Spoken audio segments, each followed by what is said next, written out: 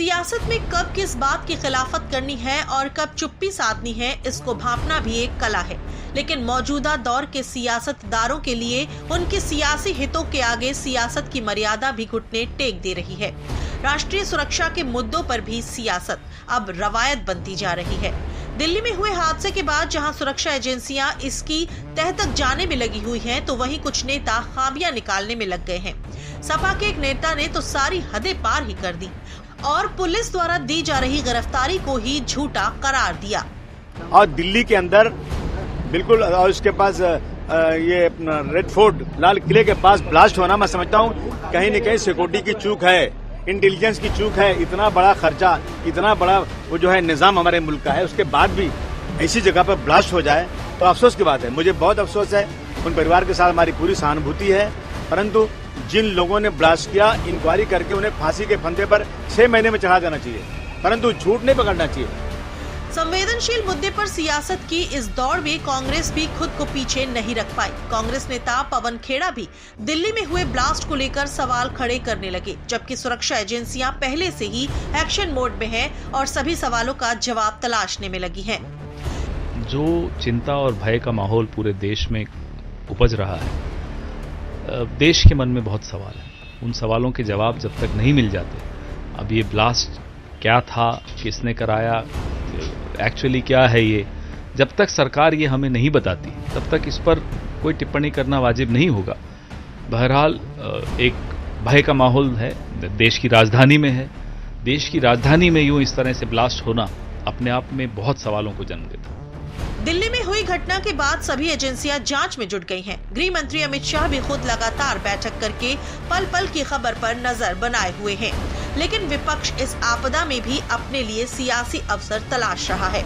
Delhi blast पर सियासत करने वाले विपक्ष को बीजेपी के नेताओं ने नसीहत भी दी है। मुझे लगता है कि इस तरह की घटना को अंजाम देकर पूरे देश के माहौल को बिगाड़ने का प्रयास किया जा रहा है।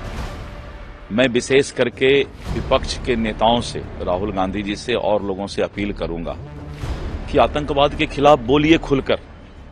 क्यों नहीं आप बोलते हैं खुलकर? आज क्या राहुल गांधी जी को मजबूरी है? राहुल गांधी जी, अपने सेना और सरकार पर उंगली उठाने से अच्छा है जो देश विरोधी और जो देश के साथ गद्दारी कर रहे हैं उनके खिलाफ बोलिए। और जो लोग भी इसमें शामिल हैं वो बख्शे नहीं जाएंगे। वहाँ की पुलिस, वहाँ की सारी सुरक्षा एजेंसी सारे पहलू की जांच कर रही है। गृह मंत्री जी ने स्पॉट विजिट किया है, उसके लिए बड़ी बैठक भी यहाँ पे हो रही है। कोई भी इसमें जो इलाज में लोग हैं उनका पूरा ध्यान रखा जा रहा है और इस बात की भी कोशिश की जा रही है कि पूरी पता किया जाए कि इसके पीछे वजह क्या है। अभी सुरक्षा एजेंसी सारी जांच कर रही है। जब तक वो कोई रिपोर्ट नहीं आए उससे पहले विपक्ष के लोगों को बयानबाजी बंद करनी चाहिए। लाल किले से कुछ ही दूरी पर हुए विस्फोट ने देश को झकझोर कर रख दिया है। घटना के बाद कई तरह की कॉन्स्पिरेसी थ्योरी भी सामने आ रही है, लेकिन इस बात से कोई इनकार नहीं कर रहा है कि इस घटना के पीछे कोई आतंकी साजिश है। यूपी सरकार में मंत्री ओपी राजभर और संजय निषाद ने इसके पीछे विदेशी ताकतों के शामिल होने की तरफ इशारा किया है।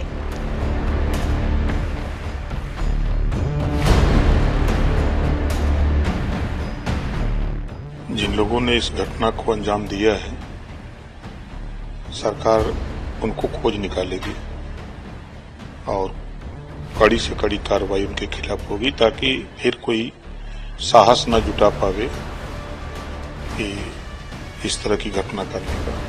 देखिए, विदेशी ताकतें बराबर प्रयास कर रही हैं भारत को अस्थिर करने के लिए और उसमें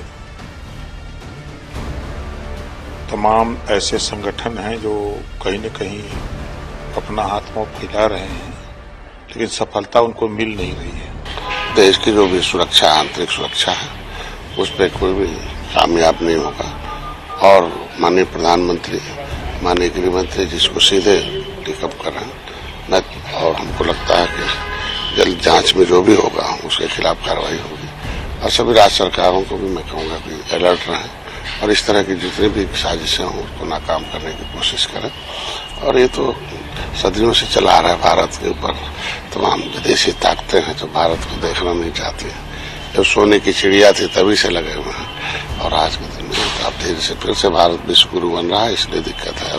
मामले की गंभीरता को देखते हुए गृह मंत्रालय ने भी बड़ा कदम उठाया है।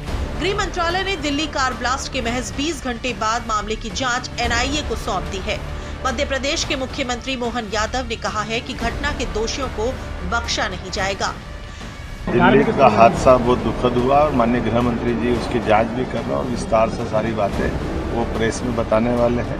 ऐसी किसी घटना में भारत सरकार माननीय प्रधानमंत्री के नेतृत्व में निपटने में सक्षम है और ऐसे कोई भी घटना के जवाबदार लोग कभी भी बचे नहीं है। उनको जहां जरूरत पड़ी, जैसी जरूरत पड़ी, भारत सरकार सदैव घटना के बाद अपनी कार्रवाई से साबित करती रही है। लेकिन आज तो श्रद्धांजलि का मौका मैं माननीय अध्यक्ष जी नरेंद्र सिंह जी भाई साहब से निवेदन कर रहा हूँ वे अपनी बात करें।